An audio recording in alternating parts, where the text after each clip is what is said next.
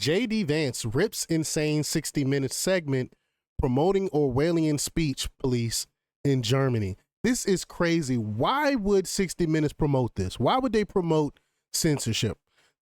I mean, these leftists haven't learned their lesson from the election. They're continuing to double down on this nonsense. People don't want censorship. People want to be able to say what they want and let the consequences fall where they may. And we don't want to be like Germany. And then you got I can't remember that. What's her name? Brennan, when she tried to pretend like the Holocaust happened because of free speech, which is just another nonsense. We all know that the Holocaust happened because of censorship. People weren't allowed to speak out and say what they wanted to say, what was going on to the Jewish people in that time. And they just rewrite history. They lie to people just so they can take away your free speech and be authoritarian and have government tells you what is okay to say. And we're going to hear about some of the things that that Germany do to their people, which most Americans won't even believe if I tell them.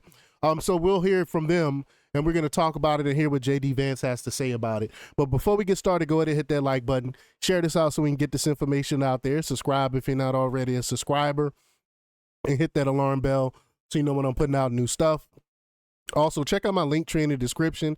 Has a link to my Patreon. That's where I talk about things that I can't talk about here. There's also a link to my Instagram and my X account, so follow me there as well. All right, so let's get into this news. Now, this comes from Zero Hedge, and they report that Vice President J.D. Vance slammed Orwellian speech laws in Germany after a 60-minute segment showcased how German authorities cracked down on online speech under the country's stringent laws. The same day, CBS host Margaret Brennan claimed that Hitler weaponized free speech to commit the Holocaust. This is just crazy, crazy stuff. So in Germany, if someone posts something online that's not okayed by the government, if it's antithetical to what the government says is okay for you to say, and you repost that, you can end up going to jail behind that. You can be fined for that. This is crazy. And it's supposed to be, even if, Western democracy, so-called democracy, we're a republic, but they always talk about democracy, and all these other things. You can't have democracy if you don't have freedom of speech. This is crazy that our so-called allies is pushing this, and 60 Minutes is pushing this. But the 60 Minutes segment documented pre-dawn police raids on people shitposting memes and other content construed by a bureaucrat as hate speech. During the segment, German prosecutor Dr. Mathis Fink said that many Germans are shocked to learn that what they say online could be considered criminal. Let's just get to the clip here. Here we go. I mean, this is wild that this is happening in 2025.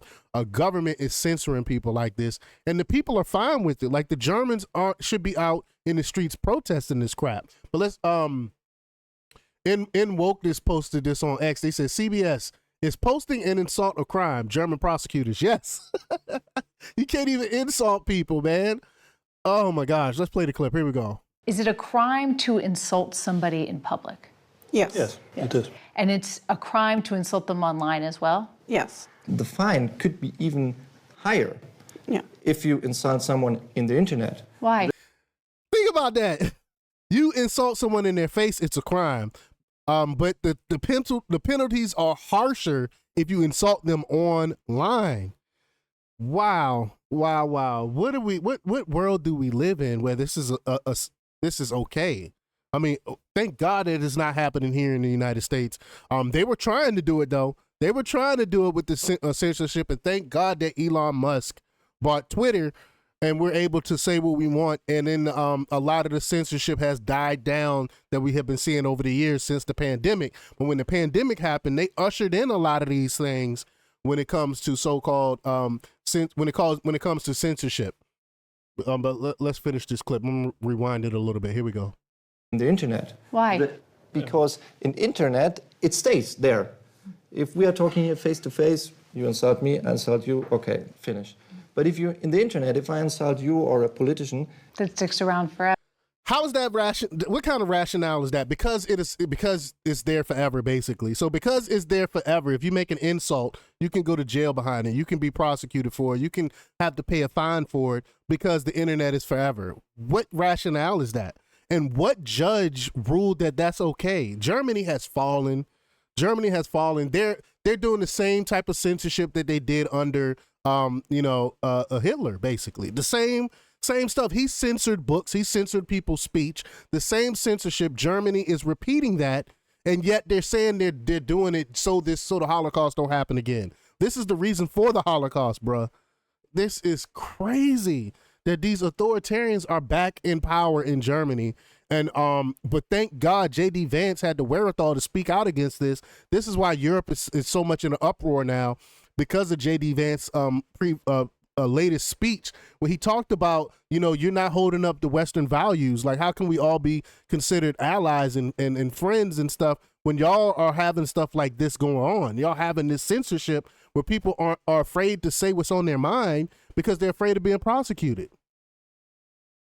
Forever. yeah. The prosecutors explain German law also prohibits the spread of malicious gossip, violent threats, and fake quotes. If Well, there you go, women. No more gossiping. If you live in Germany, you can't gossip.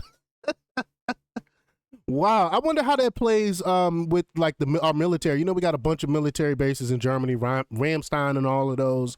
How does that play on with our military? I don't know. I wonder. somebody posts something that's not true, and then somebody else reposts it or likes it, are they committing a crime? Yeah, in the case of reposting, it is a crime as well, because the reader can't distinguish whether you just invented this or just reposted it. That's the same for us. The punishment.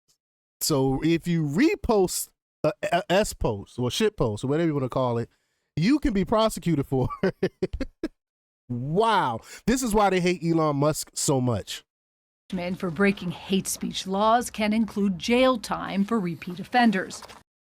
Crazy, crazy, crazy. I would not want to live in Germany. Benny Johnson said, breaking video released by CBS showed German authorities raiding a residence for simply posting a meme. A meme.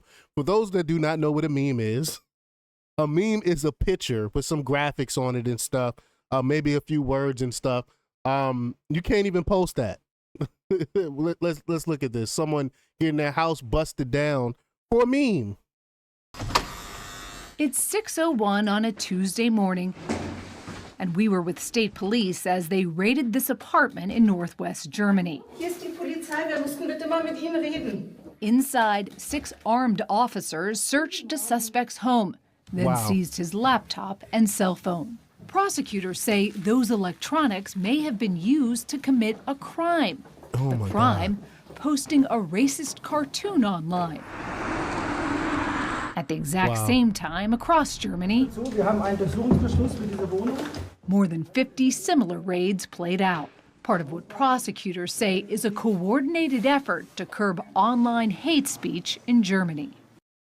Now, mind you, in Germany, they have illegal immigration problem as well, where their immigrants are stabbing people and things like that. And people are, and it happens in Great Britain too. People are talking about that, posting about it and stuff like that, and being arrested for talking about these things. This is crazy. Frank Michael Liu says his unit has successfully prosecuted 750 hate speech cases in Germany over the past 4 years. Wow. How many cases are you working on at any time? In our unit, we have about 3,500 cases per year. 9 investigators work out of this office in a converted courthouse. Lau says they get hundreds of tips a month from police, watchdog groups, and victims. You must see a lot of crazy stuff. Yes. The worst of the internet is wrapped in red case folders, stuffed with printouts of online slurs, threats, and hate. You can't make an online slur. Like, this is crazy. How do the German people allow this, is my question. It's a criminal offense, so What does that say? Kletterpark for Flüchtlinge. So they're suggesting that the refugee children play in the electrical wires. Okay. In this case, the accused had to pay 3,750 euros. Wow. It's not a parking ticket. Yeah, not a parking ticket. To build their cases, investigators scour social media and use public and government data. Lau says sometimes social media companies will provide information to prosecutors, but not always. So the task force employs special software investigators to help unmask anonymous users. So this is suggesting you kill people seeking asylum here. Lau says his unit has successfully prosecuted. Although grotesque, yes. It's a meme, man. It's a picture. And you going to jail. People are literally going to prison in Germany for this. Prosecuted about 750 hate speech cases over the last 4 years. Crazy, crazy, crazy. The segment also showcased Josephine Balloon, CEO of Hate Aid, an organization that supports victims of online violence. When asked about Germany's laws, Balance claimed, quote, "There is no surveillance." Yeah, right. Adding, free speech needs boundaries because, quote, "a very small group of people can rely on endless freedom to say anything they want while everyone else is scared and intimidated." Crazy, crazy, crazy. The debate over Germany's online speech laws went viral after J.D. Vance slammed European leaders to their faces, which was baller, at the Munich security conference, accusing EU nations of suppressing free speech and marginalizing right-wing parties like the Alternative for Germany, or AfD. According to Vance, censorship and government overreach pose a greater threat to European democracy than foreign adversaries. I agree, which sent German Defense Minister Boris Pistorius into hysterics, calling Vance's speech unacceptable. And they had, I saw a European leader, a man, crying over his speech, literally crocodile tears over this speech that I'm about to show you right here. Here we go.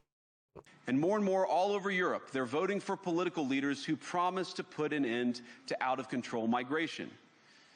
Now, I happen to agree with a lot of these concerns, but you don't have to agree with me. I just think that people care about their homes, they care about their dreams, they care about their safety and their capacity to provide for themselves and their children. And they're smart. I think this is one of the most important things I've learned in my brief time in politics. Contrary to what you might hear a couple mountains over in Davos, the citizens of all of our nations don't generally think of themselves as educated animals or as interchangeable cogs of a global economy. Amen. And it's hardly surprising that they don't want to be shuffled about or relentlessly ignored by their leaders. And it is the business of democracy to adjudicate these big questions at the ballot box. I believe that dismissing people, dismissing their concerns, or worse yet, shutting down media, shutting down elections, or shutting people out of the political process protects nothing. Right. In fact, it is the most surefire way to destroy democracy. Amen. That's true. And speaking up and expressing opinions isn't election interference. Even when people express views outside your own country, and even when those people are very influential. And trust me, I say this with all humor, if American democracy can survive 10 years of Greta Thunberg scolding, you guys can survive a few months of Elon Musk. Right. But what German democracy, what no democracy, American, German, or European, will survive is telling millions of voters that their thoughts and concerns, their aspirations, their pleas for relief are invalid or unworthy of even being considered. Democracy rests on the sacred principle Look at these that the globalist voice faces. of the people matters. There's no room for firewalls. You either uphold the principle or you don't. Facts, facts, facts. You can't call yourself a democracy when you censor free speech. As simple as that. Orwellian. Insulting someone is not a crime, and criminalizing speech is going to put real strain on European-U.S. relationships, Vance wrote on X while responding to the clip. He said, this is Orwellian, and everyone in Europe and the U.S. must reject this lunacy. Amen to that. But y'all let me know what y'all think about this. Leave your comments down below. Like, share, and subscribe. And check out jjthepsychotherapist.com for the latest in news. Until next time, peace.